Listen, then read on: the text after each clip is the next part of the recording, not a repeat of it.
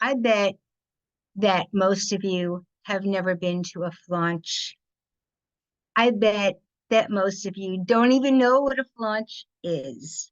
Well, I'm going to tell you. It's a word that I came up with in true flash fiction style, where you squeeze the words together within an inch of their life. Flash launch. And that's what this is.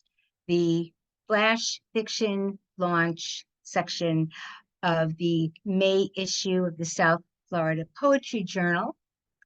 I am Francine Witte, the flash fiction editor and your host for this evening. We have on the Zoom technical end our editor-in-chief, Michael Mackin O'Mara, and we really appreciate him doing this. He sets it up, he sends everything out, gets it all together. So, and you know, South Florida Poetry Journal is not only about flash, it's just a great one-stop shop for all of your literary needs. It has flash, of course, poetry. One of our lovely poetry editors is in the house, Judy Ireland, and videos and essays and reviews and contests. So there's something for everybody. So we have some hot stuff readers for you tonight. People who've been in who are in the May issue, but I like to kind of traditionally start with a micro, just to kind of warm up the air, break the ice, warm up the air. I don't know, like I'm mixing all my metaphors here. This is from Quick Fiction, and it's by Sue Allison, and it's called The Name I Used to Have. Bert and I were out back throwing our voices around one Saturday, back and forth, back and forth. He'd shoot me a Gable, I'd sling him a John Wayne. So it went all afternoon, as if we didn't have anything better in the whole world to do. When all of a sudden, I let go of a whopper, a young Kennedy with a Twain spin. Bert didn't have a chance. All he could do, and I saw the whole thing, me, Bert, fence, was watch it sail up and away over the fence, over Garrison's new detached garage. I had no idea where it was headed or how far it could actually go on its own. A wistfulness gripped me in a terrifying way, as if it knew it was never coming back, and it was all my fault. And I started to choke up. I wanted to call it back. But when I opened my mouth, no sound came out. That's Sue Allison, The Name I Used to Have in Quick Fiction. So we're all warmed up now, right? Hey, so let's get started. Francis Gapper. Francis Gapper has stories in 4 best microfiction anthologies and in Forge, Gooseberry Pie, Wigleaf Tramp Set, 100-word story, Switch, The Dribble Drabble Review, Twin Pies, Splonk, Janice, Fictive Dream, and New Flash Fiction Review. Her 3 flash and story collections are In the Wildwood, The Tiny Key, and Absent Kisses. She lives in the UK's Black Country near Birmingham. Francis Gapper. Hi. So I'm going to start by reading my story from that's in this issue, Birdie. While working in the prison vegetable garden, I meet a bird. When the bird drops a feather, I pick it up. The bird clocks my action and next day leaves me a second feather to say thank you for bits of toast and keep up good work. More gifts appear day by day. I think the bird steals from other birds. Propped on her elbow, cellmate Vi laughs at my collection. Making yourself a pair of wings? You can have them, I offer. Nah, she says. I'd like a feather coat, though, but I'm no good at sewing things together. Rye touches my wispy scalp. Her kisses are gentle. Birdie, or chicken bones, I'm called, with sticking out ribs, and pale skin broken and bruised. Now only ghosts of bruises. I still get the jittery shakes. One day, instead of a feather, a blue-stoned ring appears. Bird's clever eyes encourage me, pick it up. It's yours. I stole it for you. Voice says, danger. But I don't want to hurt the bird's feelings. Danger, danger. Afraid he'd wake up, or might only be pretending to sleep. Blue bud shot yellow as I touched flame-quilted duvet. I left the house and walked up the road, breathing dragon smoke, my hands thrust deep in coat pockets. His coat. He'll kill me, I thought. A sign at the corner said Avenue.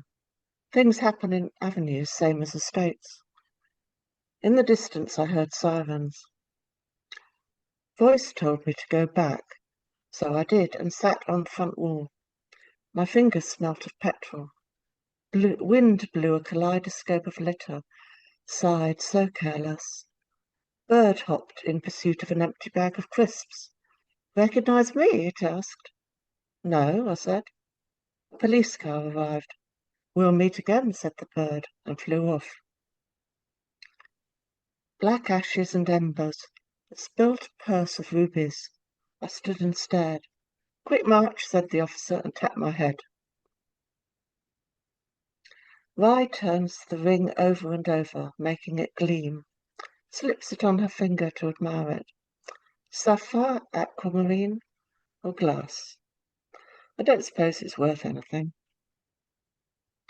Blue like the swimming baths, I say. Blue like a blue star. Remembering Mrs. Allen, our primary school teacher who taught us joined-up writing and was kind. I bury the ring next to a line of turnips. Bird watches me, head cocked. You remind me of someone. Did we meet before, like in a previous life? Voice is silent. Bird plucks a wriggly worm from the freshly turned earth. For you, egg-sister. I've got another little one to add to that.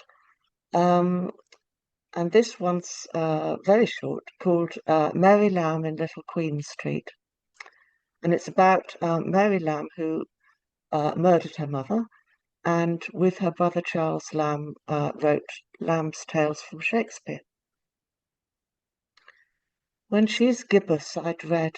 When full, I madden. Waning, she is a jealous old woman. I sew cloaks all day and into the night. My sleep is fractured by her complaints. As I'm preparing dinner, she shouts at me. I stab her breast. My brother Charles runs into the room crying, Mary, Mary! At once, I feel calmer and let go of the knife. Lunacy, say the jury, not wilful murder. The cuts on my hands begin to heal. My mind lightens. I am released into my brother's care. He will write the tragedies and I the comedies. Wonderful. Thank you so much, Frances. Thank you. And Frances, if you don't mind, I'm going to tell how I found your first story, if you don't mind. Oh, yes, yes. So I was in the Smoke Long workshop. There was like I think it was February, March, or there was like, some very intense thing that was going on. And so Frances and I were in the same group, and she posted that story, Birdie. And like it took me 2 seconds, and I wrote it to her, and I said, send me that story. And that was it. I just fell in love with it, that happens. So that's a nice combination of like being in workshops and also having the platform to highlight them. So I was delighted to do that, and thank you for sharing that with us. It's wonderful to see you, Francis. Okay, next, going to have Dariana Alvarez Herrera. Dariana Alvarez Herrera was born on October 1st, 2001 in Fajardo, Puerto Rico. She currently lives in Sarasota, Florida, where she is earning her BA in Humanities. Her work has appeared in the Elon International Student Literary Magazine, Bright Edge Press, Oyster River Pages, and many more. Her poem Mantle of Hair has been nominated for a Pushcart Prize. Dariana Alvarez Herrera. Thank you so much, Francine, and to everybody else in the South Florida Poetry Journal for the opportunity to be published, but also to be here today to read. And thank you everyone for being here, especially to my loved ones. You guys are awesome. So I'm going to read two short flash fiction pieces. The first one is Hail Mary, which was published in this recent issue. So I'll go ahead and start reading this one. I sat on the kitchen table with an old newspaper clipping in one arm and my son on the other, my nipple in between his lips as he gently sucked. In the paper, there are mugshots of people who have been arrested. I scanned for his photo. A 43-year-old Hispanic male charged with a DUI. I imagined my father's agitation at the fact that somebody had revealed his old age at the time. Right after my father had been arrested, I had gone on my knees at the confession booth. I told the priest how my father would often come home many cans later, pass out in front of the bed in a position that made him look like he was praying, and perhaps he was. And I'd noticed the urine stains forming on his pants, and how I was sorry for these and all my sins. The priest fell silent. For penance, you'll do a rosary. My fingers went through the beads as I made it to the last mystery, announcing the coronation of Mother Mary, only to recite another Our Father. As my son continued to drink from my body, I looked at him as his father's drunken snores filled the house. This is my body broken for you. The next fiction piece that I'm reading is called Disney. I was 7 years old and barely knew how to work a flip phone. I tried calling my dad and let the phone ring a few times until I got to his voicemail and started crying. I begged him to come home and accidentally sent the voicemail to my brother. My brother called me back and told me he was on his way. I sat there on the bed until I heard the front door unlock. Dad walked into the bedroom drunk. Did Mom leave for work? Dad had asked me when he saw me on the bed, still crying. Yes. She was late and you hadn't come home for me. Dad said nothing. I knew he'd get into a fight with Mom the next morning. He took off his shirt and turned on the TV. Just watch whatever the hell you want. I need to use the bathroom. I flipped to the Disney Channel, waited for my brother, and turned up the volume to drown out Dad's retching. Thank you. Thank you so much, Dariana. Dariana Alvarez Herrera. Wonderful work. Thank you so much for being here. Next reader is Elina Kumra, but she's not with us, so I'm going to read just a piece of her story. I like to do that for the people who are not able to make it, just to, kind of honor their stories as well. So Elina Kumra is a BIPOC writer in San Jose. I'll just read part of her story, Aftermath. It was the sweltering summer when the cyclone swept through Bisanti, peeling the tin roof off the Sundari tea stall, catapulting the samosa fryer through the windshield of an ambassador in the parking lot, and flinging the spice jar so fast it sank 7 chili spoons into the wooden entrance of the Tipsy Peacock bar across the way. It was the summer of jagged hailstones, deflated rice paddies, and immature grain heads mashed into the sudden silt that dried before the noonday curtain could echo from the village temple. There were no jobs for field hands that year, but plenty of work at the Blessings of Cali Construction Company. The college boys toiled in the settlement kneeling corrugated tin and brushing boiling tar across the flat roofs of the public bathhouse and the spicy bros' pakora hut. They sweated and sparkled, bare-chested under the sun, as we sat in Meena Banerjee's car in the empty patch where Sundari's tea stall once stood, sipping cool Numbu Pani and latte. And I'll stop there, and you can find the rest on online. Hey.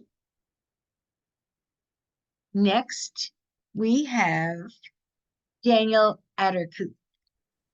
Daniel Addercouth grew up on a remote farm in the north of Scotland.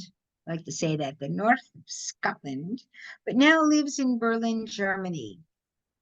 His work has appeared in New Flash Fiction Review, Ink, Sweat, and Tears, Roy Fenant Press, among other places. You can find him on Twitter, X, and Blue Sky at Rural Unease.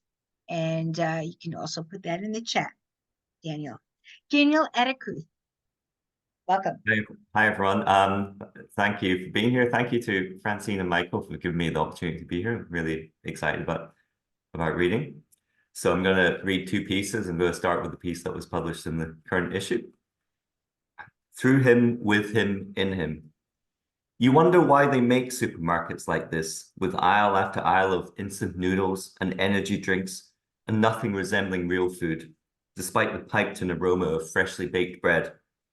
Not that tin soup is real food exactly, but it's the only thing, apart from chocolate biscuits, that your father will eat now your mother is no longer there to feed him. You examine the rows of cans, wondering if he prefers Scotch broth or pea and ham. You realize you're tapping each unwanted tin 3 times with the first 3 fingers of your right hand as you replace it on the shelf. You thought you were over this. You remember that time your father caught you pulling your sleeve over your hand before you opened the living room door, and how he spoke to Father Michael. The priest sat with you in the living room with the door closed. The stench of his cigarettes was overpowering. He said you needed to believe God would protect you. Will you try to have more faith? How could you say no to this man who placed translucent wafers in your mouth, whose gestures you mirrored, a trinity of fingers touching forehead, chest, and shoulders to form a cross? Good boy. When he left, you pocketed an untouched Kit Kat from the china plate to savor in your bedroom later. You still remember the crisp snap of the wafer and the sickly sweetness of the chocolate as it dissolved on your tongue. And thank you. The second piece, this was shortlisted for the Bath Flash Fiction Award last year. I just need to explain one vocabulary item. The word lochen comes up, and this is a small loch or a small lake, I guess a big pond, another way of saying it. Okay, Alan Sinclair, 15. I remember how we spent 3 weekends fanning out over frost-white fields to look for your corpse, investigating the wiry undergrowth beside the river and the huddles of trees lining the narrow country roads. I didn't want you dead, but in a way I was relieved you were no longer at school. You weren't the one who threw the chisel at me in technical studies, but you were friends with him and laughed when he did it. But another time you laughed at one of my jokes. You were always laughing. No one had any idea where you'd gone. They said your bed hadn't been slept in, but you hadn't taken any money or extra clothes. All I knew was that I didn't want to be the one to find you, crumpled in the ditch with your long lashes closed as if asleep. They never found your body. I tried to Google you once, but all this happened before the internet, so there was nothing online. I sometimes think I should go to the local library when I'm home, skim old newspapers and microfiche, but I know I'll never do it. Now, when I visit my parents, I drive my rental car up into the hills and walk by myself on the moor, keen to get away from the overheated house. Sometimes I come across a lochen and peer down into its Coca-Cola water. I imagine finding your body preserved in its acidic womb. Your face is still young. You never saw mobile phones or online shopping. You never experienced the disappointment of middle age or the pain of watching your parents buckle and shrink. Your eyelashes are still long. You will look like you're sleeping. Okay, thank you. Thank you so much, Daniel. Daniel Addercouth, that was really wonderful. Wow. Mary Grimm. Mary Grimm has had 2 books published, Left to Themselves, which is a novel, and Stealing Time, it's a story collection. Her stories have appeared in the New Yorker, Antioch Review, and the Mississippi Review, as well in a number of journals that publish flash fiction. Currently, she is working on an urban fantasy set in the Flats area of a near-future dystopian Cleveland.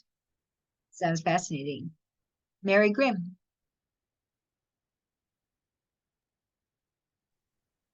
Thanks, Francine and Michael, for putting this together. As always, it's a great thing.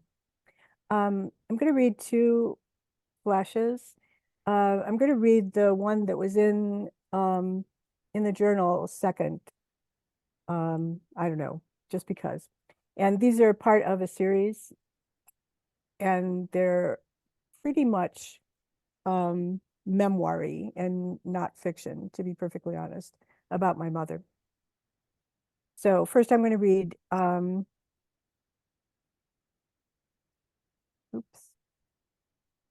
First I'm going to read Mother Drops Her Pills in the Garbage. She put up with a lot by her lights, grudgingly going to the doctor after she dropped 30 pounds in 2 months. She took home the pamphlets, Diabetes and You, Dr. Anselm's Program for Diabetics, The Diabetic Gourmet. She learned how to stick her finger with a needle and to stab insulin into her thigh, and she kept to herself how she hated it. She cooked the same dinners for Dad and for us when we came on Sundays. If she had a bite of dessert, she learned to compensate for it. She only regained a few of the 30 pounds, but refused to buy new clothes because why? When she fell down the basement steps on her way to do the laundry, she dragged herself back to the top, one leg and one arm broken. She'd be fine. She could manage. But somehow the calcium pills the doctor prescribed for her osteoporosis, although it was too late really to do anything about that. She couldn't stand for them, horse pills, too big to swallow, too foul tasting to chew. Every night she sat on the stool by the kitchen counter watching me or my sister make her dinner, keeping an eye on what we were doing because after all, we were kids practically, and what did we know about cooking? She ate what we made, and when we brought her pills in a cup, she took them and sat for a while to let dinner settle. When we weren't looking, she dropped the horse pill into the garbage can and pretended to be watching TV, although Dad was watching golf, which she hated. Of course, we yelled at her because we wanted her bones to be strong for the rest of her life, which we knew to be infinite, because we didn't know what the home care nurse knew, because we were stupid. We were in the mindset of healing because we knew her to be immortal, and she was in the mindset of letting go. Sometimes we noticed the pill going down and produced another. Sometimes she swallowed the pill down with only a bit of complaint. But sometimes the pill went into the garbage so cleverly, hiding under a cabbage leaf or a clot of coffee grounds. And when that happened, she was winning. And it's not a bad thing to win even so small a thing in the last weeks of your life. The second one is Mother Teaches Us to Play Tennis at Brookside Park, which is the one that appeared in the journal. And I decided to read it second because it was more cheerful than the first one. Remember how the hill of trees rose up over the tennis courts like a dense leafy wave, and we, my sister and I, tiny stick figures batting away at the ball, aware of our inadequacy in the face of Mother's skill and expectations. She had been a tomboy, as good as her brothers in everything, or she'd know the reason why. We dragged our sullen limbs through the hot air under the high early morning sun. Couldn't we stay home and read a book? No. She was vital, thick like cream, robust, the swing of her racket a perfect curve we couldn't imitate. When she was a girl, she had come to those same courts down the railroad tracks from the zoo. She and her own sister, Eleanor, had held the courts against all comers, even the men.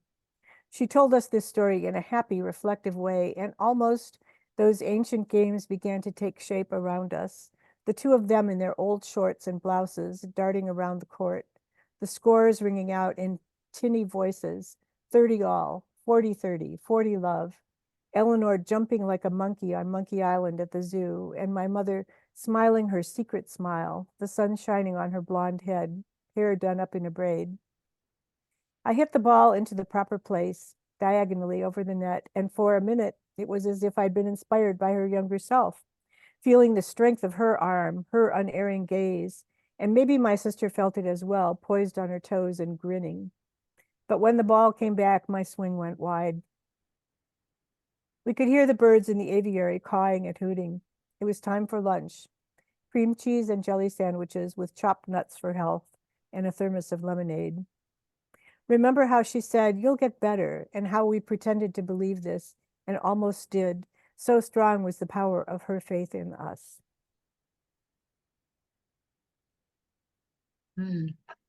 Beautiful, Mary Grimm.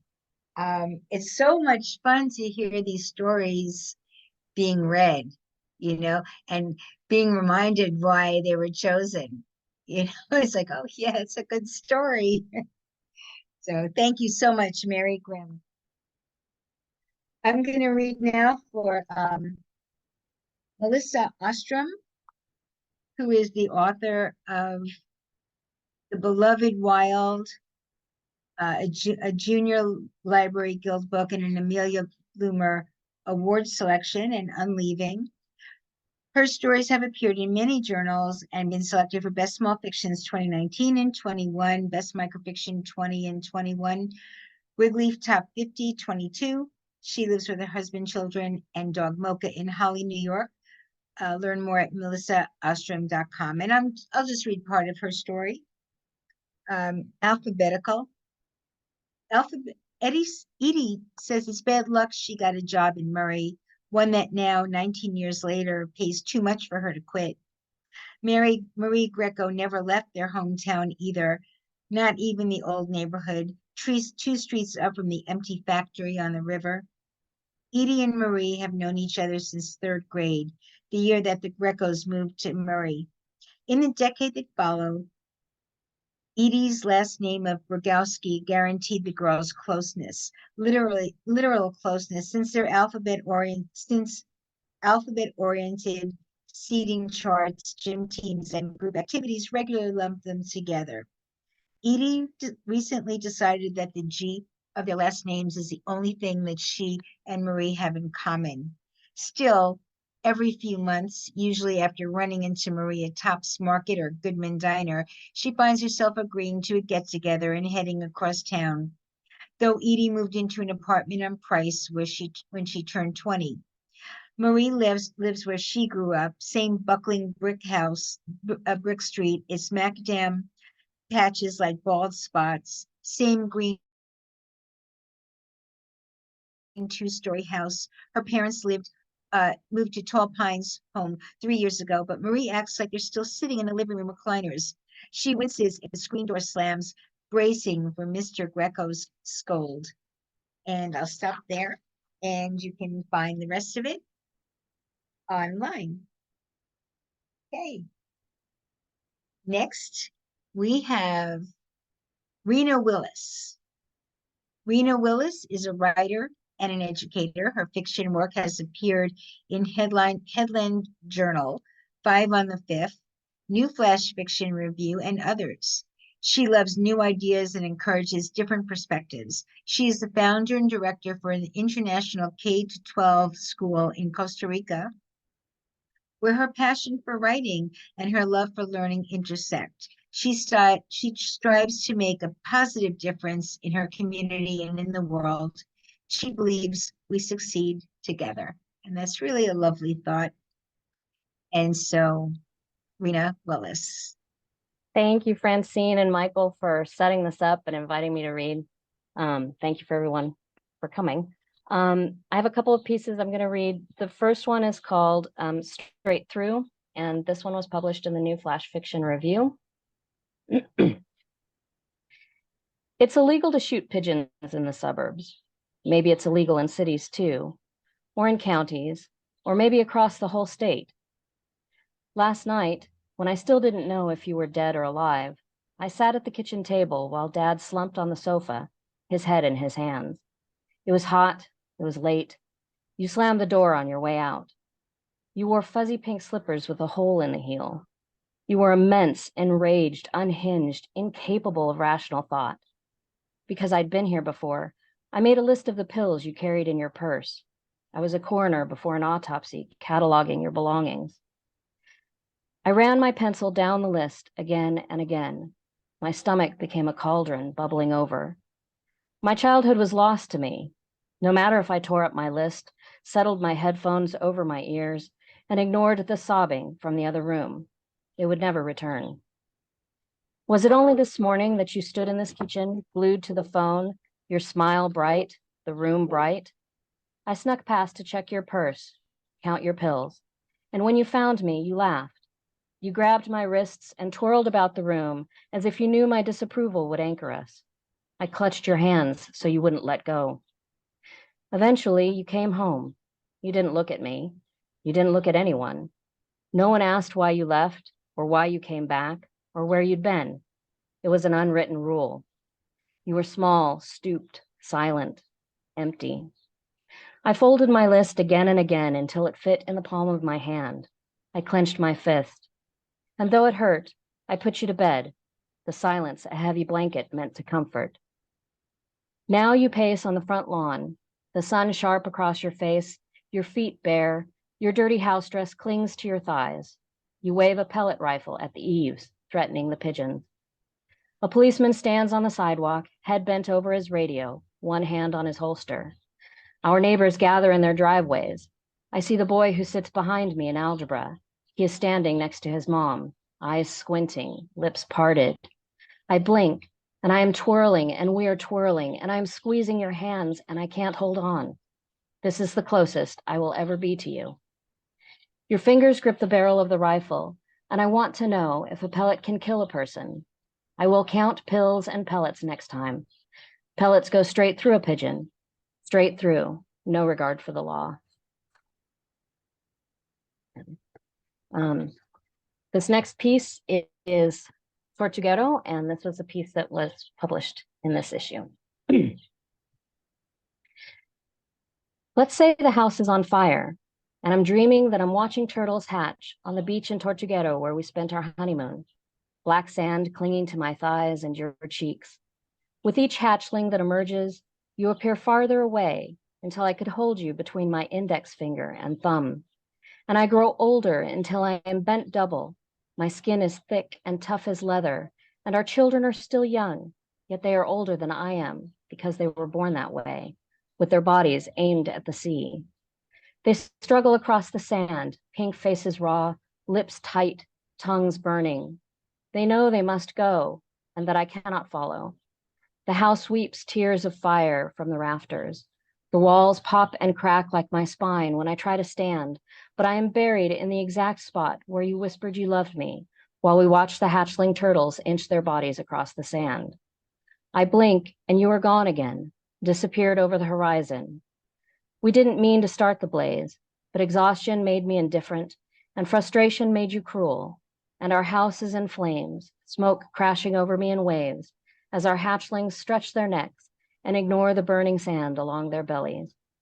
They hurl themselves into the sea, and I am kneeling on the floor of our bedroom, ash coating my fingers as I flick another photo into the fire. Beautiful. That's absolutely beautiful. Rena, Willis, thank you so much for being here and for sharing those wonderful stories with us. Folks, I hope you're putting your information in the chat and any comments you have and that you're reading also. See if anybody said anything, commented.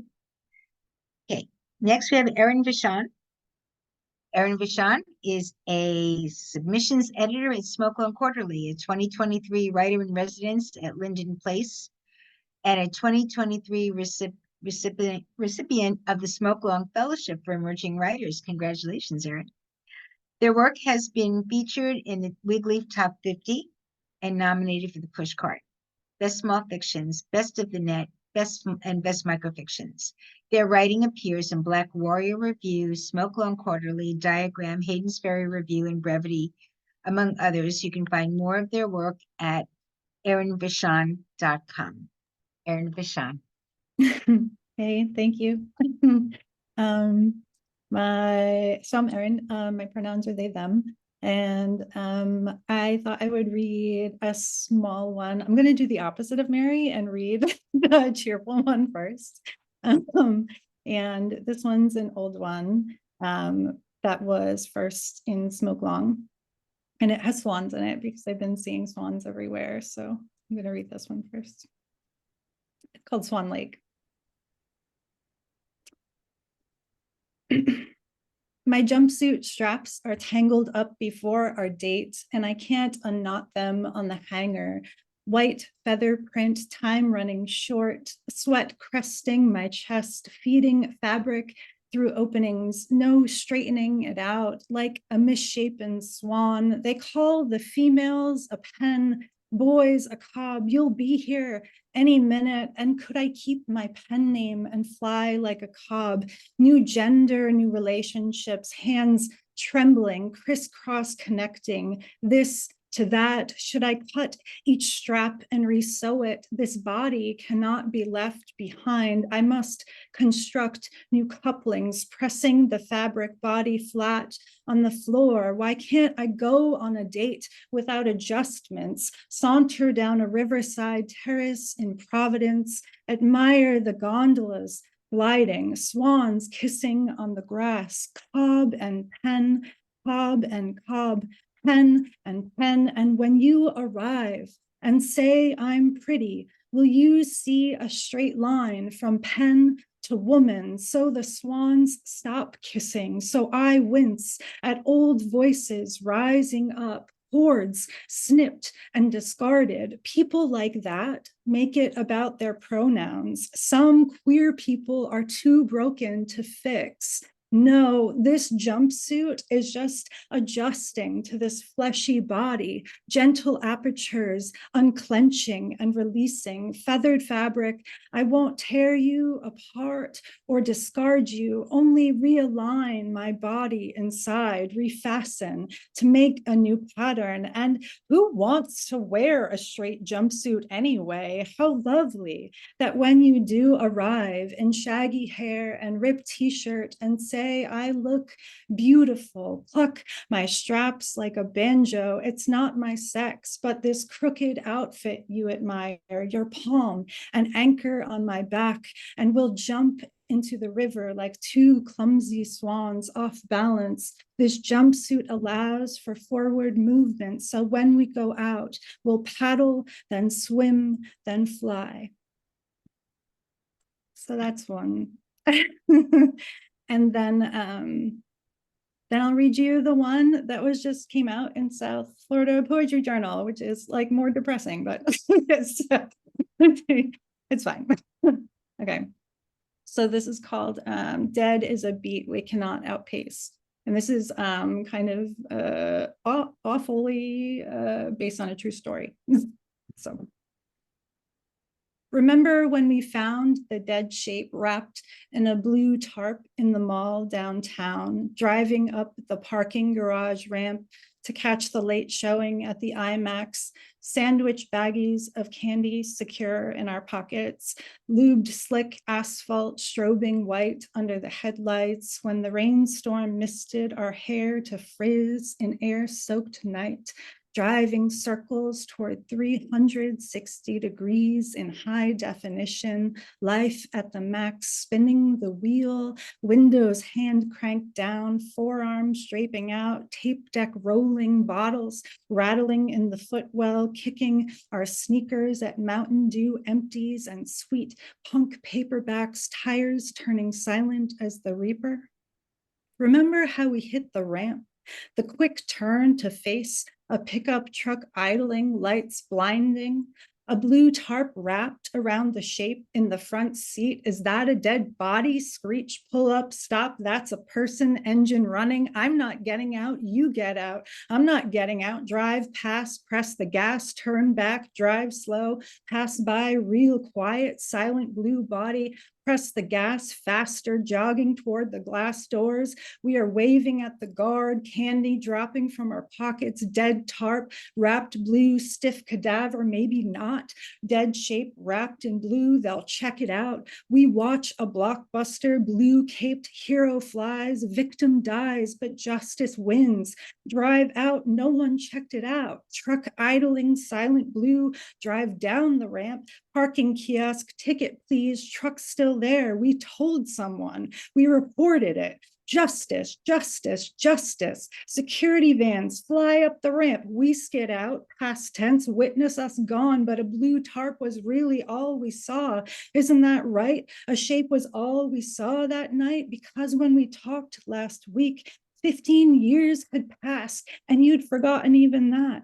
Laughed a little, said, no, I don't remember that at all. A blue shape in the night. Then spin the wheel again.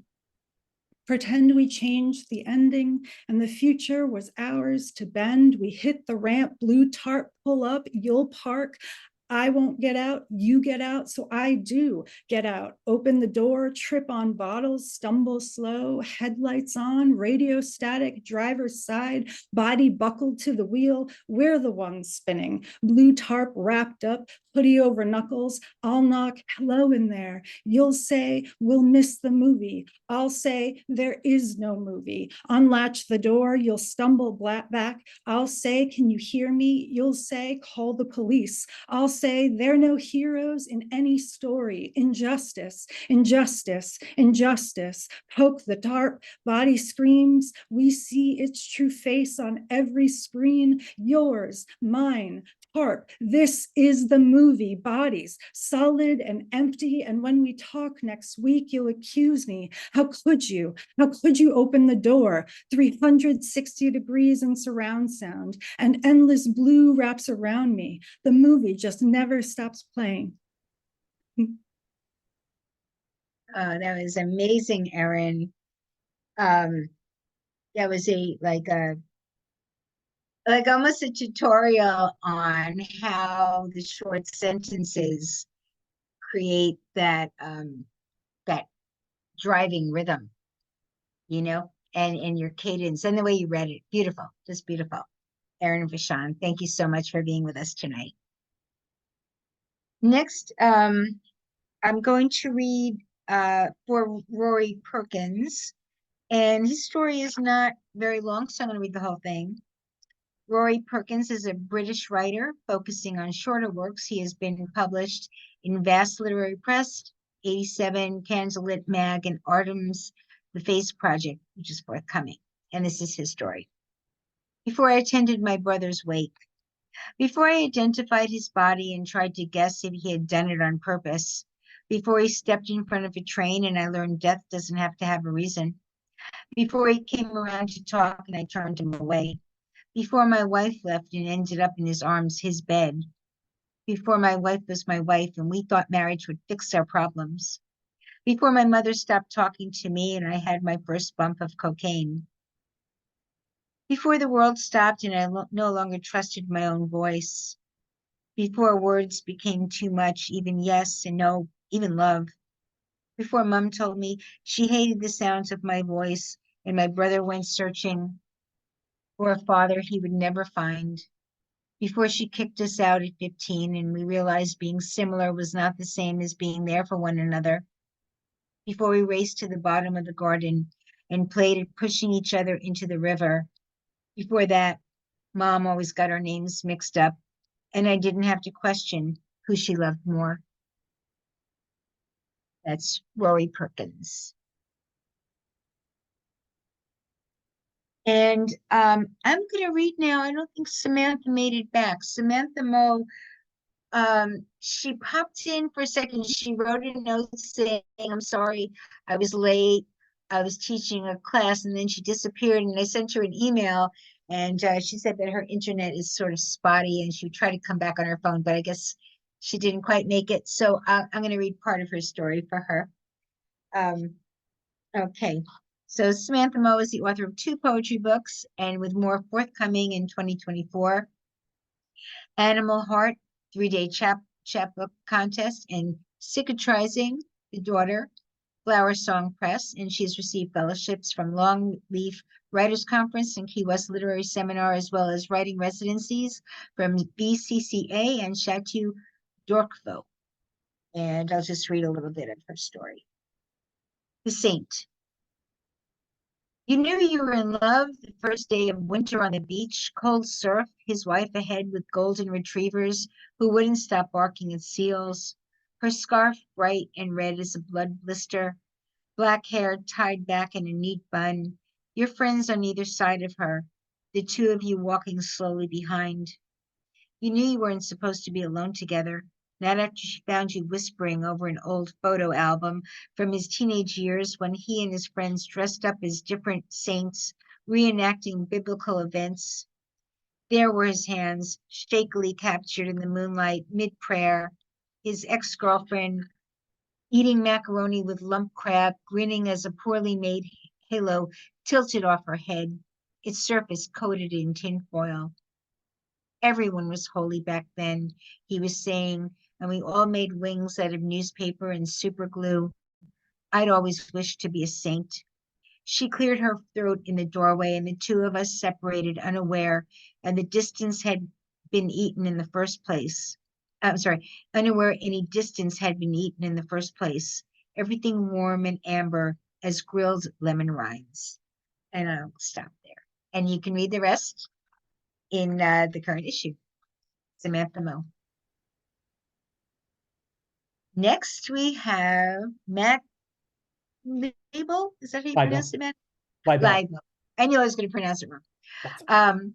Matt Leibel lives in San Francisco. His short fiction has appeared in Electric Literature, Portland Review, Passages North, Quarterly, West Wiggly, Diagram, Socrates on the Beach, and Aquifer, the Florida Review Online. He has been nominated for a Pushcart Prize and included in the anthology Best Small Fictions 2020. Matt Leibel. Thanks, Francine and Michael for putting this together, and everyone for their readings, and for my parents, my friends Sonia and Karen for showing up for this. And so I'm going to read the piece in the issue. And then if I have time, I'll read a very short micro after. Okay, let's see if I can get the prop in here. Yeah, this is called Played Off by Orchestra. There are too many people to thank. I'd like to thank my lovely Asian Claudette, my lovely wife Darla, my 3 lovely daughters, and the word lovely itself for being an acceptable catch-all for this scenario. I'd like to thank my producers while being fully cognizant that this particular thanks may not age well in years to come. I'd like to thank God, without whom none of this would be possible, or who may not exist at all and therefore may have nothing to do with this, or who maybe told me to tell you he doesn't exist just to throw you off the trail, since like most in this town, he values his privacy immensely. I'd like to thank the 3 other more famous performers who turned this role down on account of the money wasn't good enough, they thought the script was rubbish, or they didn't want to wear the prosthetics, or they didn't want to participate in the potentially humiliating nude scenes. I'd like to thank the writers who, for once, wrote a non-garbage script, and to assure them that the time I crossed the entire thing out line by line and then fed each sheet into a shredder, it was only to motivate you toward the ultimate perfection, or close enough, of the final product. I'd like to thank the director for giving me the latitude to develop my character through improvisation and seemingly endless takes. But really, what choice did you have after those other showboats turned you down, and probably more besides? To be honest, there would have been a precipitous drop-off in quality if I were axed from this project, and I think we all know this.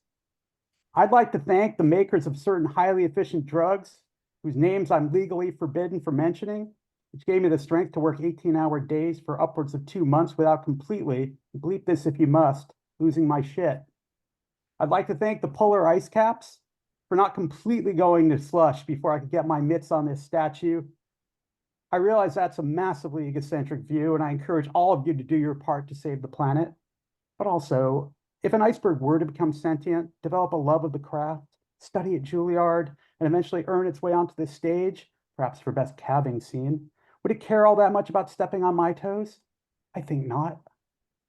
I'd like to thank my 7th grade history teacher, Mr. Camaras, who encouraged me to think big and not limit myself. And when it turned out, in my then interpretation, to involve dressing up as Genghis Khan and bringing my replica Mongol sword to class, immediately sent me to the school counselor to get me straightened out right quick. I also like to be honest and thank the luck of the draw. I'd like to further thank Palamedes, the ancient Greek prince who reputedly invented dice, without which luck would not be possible, or at least a lot less fun. I'd like to thank my well-documented gambling addiction for ebbing just long enough to get me through this project without blowing my entire payday on a roll, a spin, a draw, or a Hail Mary. I'd like to thank the sweet, exuberant innocence of childhood and the voice in my head back when I was just a scrawny 9-year-old who could barely put one foot in front of the other, who told me to stick with it and that someday, with enough dedication and faith, I could be in the position I'm in right now. And I'd like to tell each and every one of you out there to follow your dreams, no matter what. But I can't in good conscience do this because many of you should absolutely not be following your dreams. And it's really just the slightest bit embarrassing to watch you try. And to my wife, I deeply apologize for mentioning Claudette's name before yours earlier in this speech. That was an unforced error on my part. Hopefully, baby, we can get past this. Thank you all again. Yes, I know, I realize my time's up. You can let go of my arm now. No one gets to where I am tonight without understanding exactly when their time is up. Okay, and I will do, this is really short. This was in Flash Flood last summer, and it's called The Elevator. He rented a unit in the world's tallest building. It was 1 billion floors high. The elevator ride to his apartment took his entire life. On the way, he read books, fell in love, got married, had children, found his vocation. After he died, just 3 floors short of his new home, the landlord re-rented the place, handing the keys to a new young tenant in the lobby and pointing her to the block of elevators down the hall. Thanks. Wonderful, Matt Leibel. That was such a fun piece, by the way. I really enjoyed that. Okay, Matt Leibel, thank you for being here. Next, I'm going to read for Shweta Ravi, who is not here, and it's a very short piece. Shweta Ravi, her is an educator and writer from India. She was shortlisted in the Strand's International Flash Fiction Contest. Her work has appeared in literary journals like Blending Genres, Reflex Fiction, Hearth and Coffin, Feral Poetry, and Versification. She also, I spent like a lovely hour. She interviewed me, and she wrote up a very nice article about me, which is the thing that she had in Bending Genres. So, I liked her story very much. And again, her picket fences are collapsing into powdered ephemera. She pats unfeeling walls like flesh, coaxing the crevices to spit out the missing pieces of her heart. Is she looking for an exit? He dusts off debris like dandruff, his falcon eyes ambling away while she pushes underneath the gravel, the rubble and stucco gagging her gossamer wings. He returns like an accidental husband, even admires the new hydrangeas in her potting shed. She begins to feel purposeful about everything that makes her life purposeless. Later, she ogles in glee at his bronze laurels on pedestals, the knights and angels doing a bum-waggle dance in the wind until they teeter to a halt, staying like she stayed with nothing to stay for. Shweta Ravi. Okay, our final reader for tonight is Angeline Schellenberg. Angeline Schellenberg is the author of the Manitoba Book Award-winning Tell Them It Was Mozart, Brick Books 2016, the Cosborn-nominated Fields of Light and Stone UAP 2020, and Mondegreen Riffs at Bay Press 2024. She works as a contemplative spiritual director, the second shooter at Anthony Marks Photography, and the host of Speaking Crow, Winnipeg's longest running poetry open mic. It's very interesting. Angeline Schellenberg at .wordpress.com. Angeline Schellenberg. Thank you, Francine. I tend to write flash when the emotions are too raw for poetry. So my friend Michelle and my brother Tim, who both died of cancer recently, show up a lot in my stories. First, I want to read a piece from 50 Word Stories from last year that was nominated for Best Microfiction 2024, which is coming out in July. Giant Silk Moth. The kind of human who can walk through a dump and see wings. Michelle believes people make too much of distinctions. Hair versus headscarf, bike versus cane, breast versus scar the shape of the crescent moon. Butterfly or moth, both so beautiful. Even caterpillars, she thinks, wrapping her quilt tighter.